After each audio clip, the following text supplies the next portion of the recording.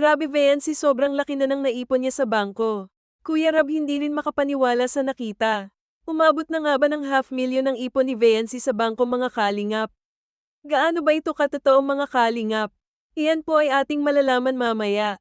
At bago po tayo magbigay ng sarili nating komento, pakiusap po na tapusin ang bidyong ito para malaman natin ang nilalaman nito. Isang mapagpalang araw po mga kalingap. Kumusta po kayo? Narito pong muli ang inyong lingkod Kalingap Vlogs channel na maghahatid sa inyo ng panibagong update patungkol sa inyong paboritong Kalingap beneficiary na si Vency. Ngayon po mga Kalingap ay inyong malalaman ano nga ba ang mga naging paraan ni Vency para magkaroon siya ng malaking ipon sa bangko. Kung ating babalikan mga Kalingap ang mga biyayang natatanggap ni Vency magmula sa pamilya Matubang, Kalingap Rab at mga sponsors ay hindi na rin naman talaga mabibilang kung ilang beses nagbibigay ng blessings ang mga ito kay Vency.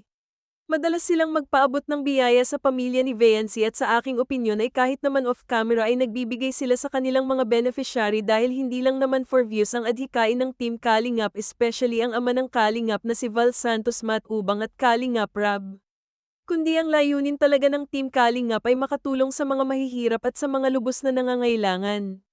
May mga pagkakataon lang talaga na kailangan mag-mention sa video ni Kalingap Rab ng mga pangalan ng sponsors ni Vency dahil syempre paraan nila yun ng pasasalamat sa mga nagpapaabot ng tulong sa kanilang beneficiary.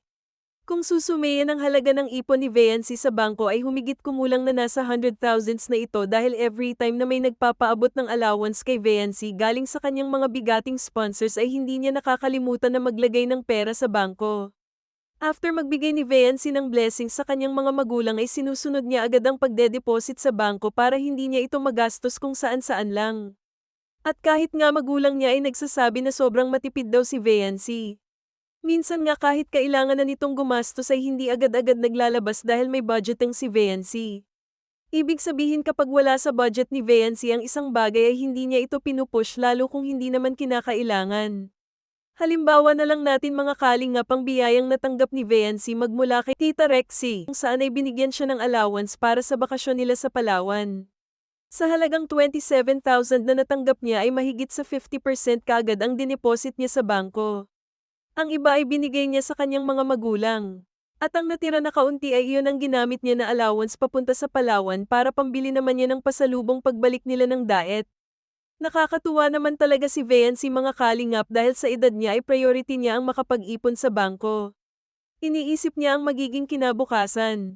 At ang pinaka-fulfilling na pakiramdam para sa lahat ng sponsor ni Vency at sa Team Kalingap mismo ay ang makita nila si Vency na sobra kong magpahalaga sa lahat ng mga binibigay nila.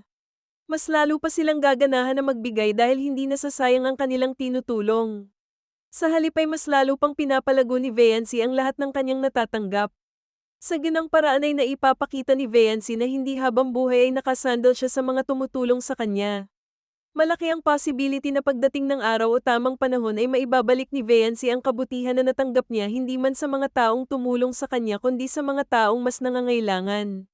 Kung magkano na nga ba ang eksaktong naipon ni Vency sa bangko ay siya lamang at ang kanyang mga magulang ang siyang nakakaalam. Ngunit hindi ito malayo na umabot ng kalahating milyon sa mga susunod pang buwan o taon dahil sa patuloy na pagbibigay ng mga biyaya mula sa kanyang mga generous na sponsor at ni Kalingap Rab. Bukod dito ay mayroon naman silang trabaho sa pagla-live selling nila ni Jack. Malaki din ang nagiging sahod niya doon dahil madalas zero stock o sold out ang kanyang mga items. Isa pa po mga Kalingap ay mayroon ng babuyan sila Vency. Ibig sabihin ay kumikilos din ang pamilya ni Vency para magkaroon sila ng sariling income. Which is good naman mga Kalingap para hindi sabihin ng mga anti-Vency na nakaasa lang sila sa mga tumutulong. May mga times pa nga na tumatanggi si Vency sa allowance na binibigay sa kanya dahil meron pa daw siyang allowance. Kayo po mga Kalingap, ano po ang opinyon niyo para dito? Hanggang dito na lang muna po ang aking update mga Kalingap. Kung gusto niyo po ang ganitong klase ng video ay huwag po kayong maiyang mag-subscribe para sa susunod pa po nating mga video. Patuloy pa din po nating suportahan ang ama ng Kalingap na si Val Santos Matubang, Ate Edna Vlogs at Kalingap Rab. Maraming salamat po sa lahat ng nakarating dito sa dulo. Please like and share po ang bidyong ito. Ingat po kayo and God bless po.